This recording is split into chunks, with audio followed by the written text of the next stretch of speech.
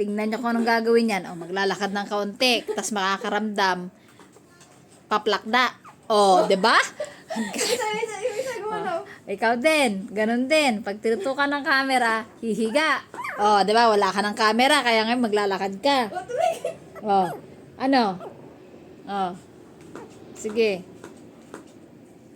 Sige. Hindi mo ginuguluhin si Brandy. Pag wala Si Brandy. magdugo talaga tong dalawang to eh. Ikaw, kumusta? Exercise. Tulog ka na?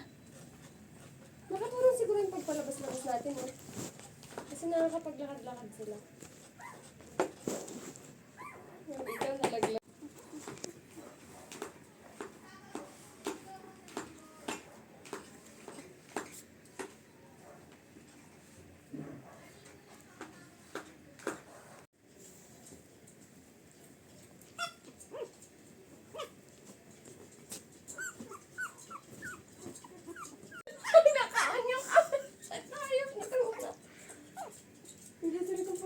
Brandon. Pagulong-gulong lang siya sa pagtulog. Ay, yung mga kapatid niya, nagpa-practice na maglakad siya. Pagulong-gulong lang siya. Ay, naku talaga. Baby ko. Baby boy Brandy ko. Kabastos naman talaga ng nanay na yan. Oy.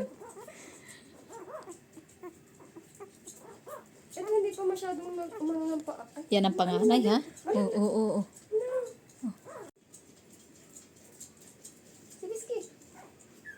Si Bisky malalaglag.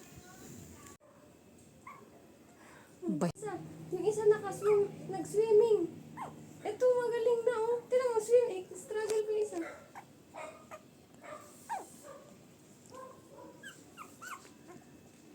Tingnan mo si Bisky.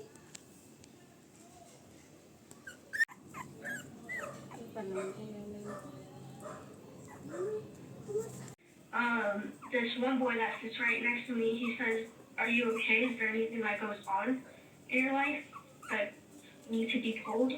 I say, "Yeah, maybe there's something wrong that goes on with me and my dad." And he says, "Has he raped you?" And I said, "That's what I would call it." But what might have started as a spur-of-the-moment cry for help has now intensified into a major police investigation. She disclosed some concerning things involving sexual.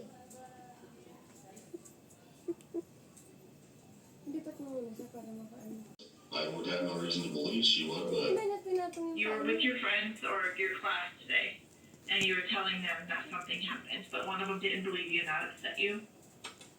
Tell me what you told them. I told them, because they called me a HORE, and I said, "I'm not a whore." And I kept on